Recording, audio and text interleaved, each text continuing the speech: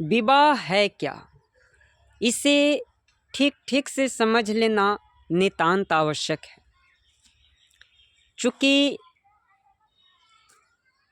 जीवन की संपूर्णता तब होती है जब एक दिल दूसरे दिल से प्रेम साध ले, समर्पण कर दे, समर्पित हो जाए। यानी एक स्त्री एक पुरुष के साथ प्रेम भरा दिल पेश कर दे और उम्र भर जीने के लिए वो बाध्य हो जाए। एक्चुअली विवाह से भी एक पुरुष एक स्त्री को पा सकता है, एक स्त्री एक पुरुष को पा सकती है, और यही पाने की प्रक्रिया को विवाह कहते हैं। परंतु दाम्पत्य सुख तो तब मिलेगा जब दोनों मिल कर के एक दूसरे को प्रेम भरा दिल देंगे, देने की कोशिश करेंगे।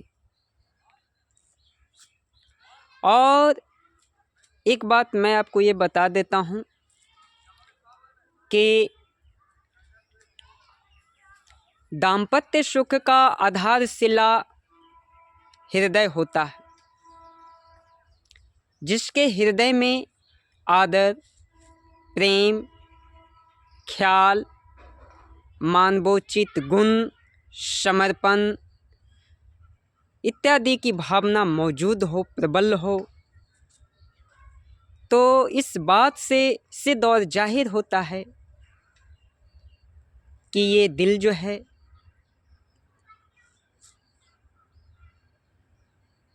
प्रेम स्थापित करने में एकदम अग्रसर होगा। शायद मेरी बात समझने में आपको कठिनाई होगी, लेकिन बारीकी से जब हर एक बिंदु पर, हर एक शब्दों पर विचार करेंगे तो आप पाएंगे कि ये सही है। चूँकि हर एक शब्द समुद्र है, और शब्दों के समुद्र में जब आप उतरना सीख जाएंगे, गोता लगाना सीख जाएंगे, तब आपको समझ में आएगा कि समुद्र रूपी शब्द क्या है। विद्वानों, लेखकों, मनुष्यों, वैज्ञानिकों ने समुद्र रूपी शब्द को समझा। हर एक शब्द समंदर है, उसमें जितना गोता लगाओगे, मनन करोगे, मंथन करोगे, विचार करोगे, तब पाओगे कि वास्तव में ये शब्द भी क्या शब्द है। कुछ शब्द ऐसे हैं जिसकी धार इतनी तीव्र है कि बहुत इजी वे में वो बहुत सारे तथ्यों को कत्ल कर सकता है। चलिए आते हैं, हम विषय पे बात करते हैं। दाम्पत्य सुख अगर आप पाना चाहते हैं तो इसके लिए आपको एक दूसरे के प्रति समर्पित रहना होगा।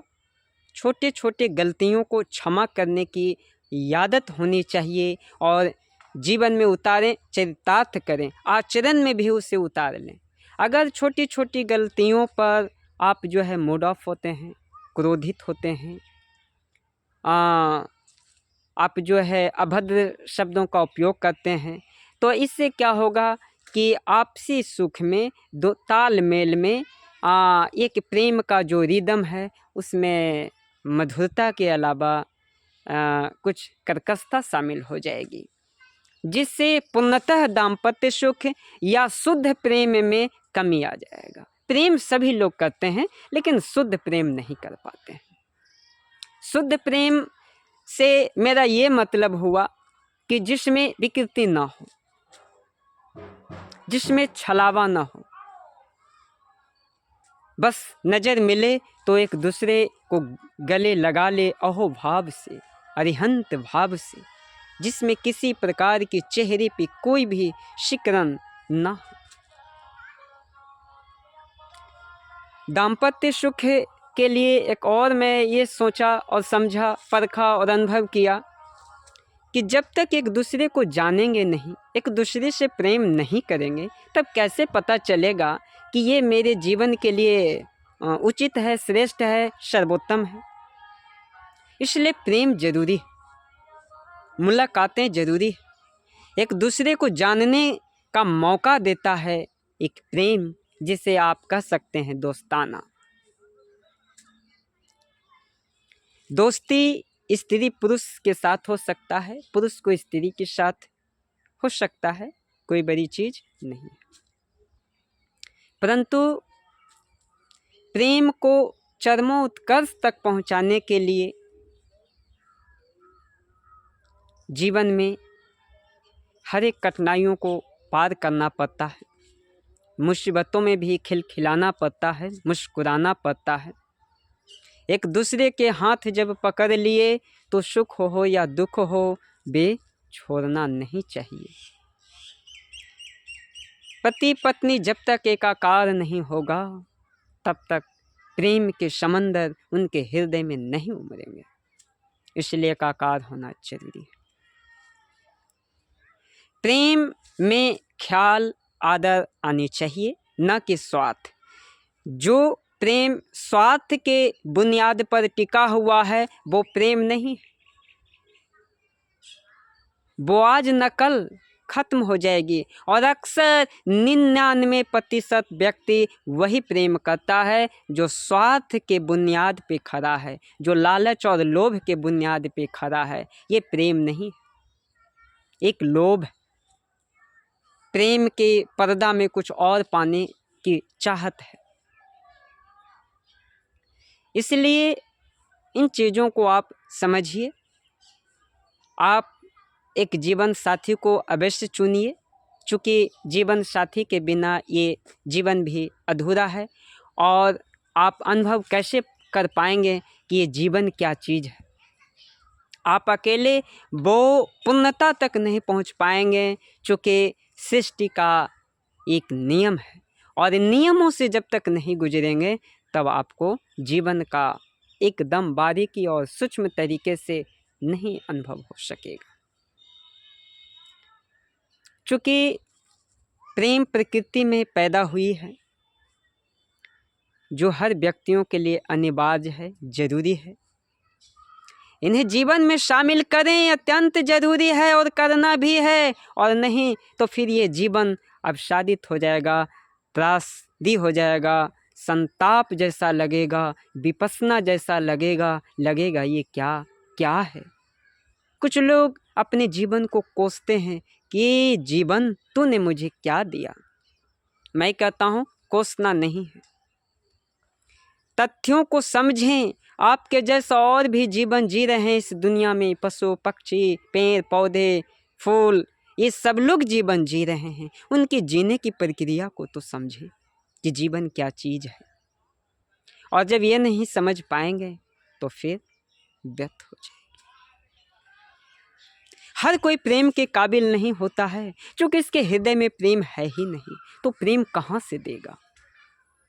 इसलिए मैं कहता हूँ कि आप प्रेम करें और उससे पता चल जाएगा कि इसके हृदय में कितना प्रेम है। या आप एहसास कर लेंगे, अनुभव कर लेंगे, प्रेम का औसत निकाल लेंगे। और ये प्रेम का औसत निकालने के लिए कोई गणित नहीं, बस हृदय ही काफ़ी है। जीवन को श्रेष्ठ बनाएं, दुखी होने के बजाय दुख में भी मुस्कुराने की आदत डालें। चूँकि जीवन कुछ ऐसी चीज़ है जो सुख के दौर से भी गुजरता है और दुख के दौर से भी गुजरता है। ताकतवर तो वो होता है जो दुख को भी सुख में तब्दील कर दे, या दुख हो भी तो उसे सुख ही लगे। इसलिए प्रेम को आकाश की तरफ फैलाएं, प्रेम इतना विस्तृत करें कि आकाश रूपी प्रेम जिसके हृदय में डाल दें या जिसके हृदय में सम्मिलित कर दें, उसका हृदय गदगद हो जाए, उसके हृदय में नव तरंग पैदा हो, खुशियों की नव रश्मियाँ प्रकाशमय हो, उसका जीवन प्रफुल्लता और प्रसन्नता के रंगों से रंग जाए, ऐसा प्रेम करें। प्रेम होगा जब प्रेम अहोभाव से होगा, अंतर मन से होगा, हृदय से होगा, वो प्रेम सदा के लिए एक दूसरे के हृदय में जो है सदा के लिए स्थापित हो जाएगा। उसे कहते हैं मरने के बाद भी प्रेम जिंदा रहता है। प्रेम वो होनी चाहिए जो जीवित में भी जिंदा हो और मरने के बाद भी जिंदा हो, वो असली प्रेम है। और जो प्रेम आज है कल खत्म हो गया, वो प्रेम नहीं, वो तो धोखा दगा का एक रूप था जिसे आप प्रेम नाम दे दिए थे, वो एक नकली। मैं आपके सामने इतना शब्द कहा, शायद आपको बहुत कुछ समझ में आ गया होगा।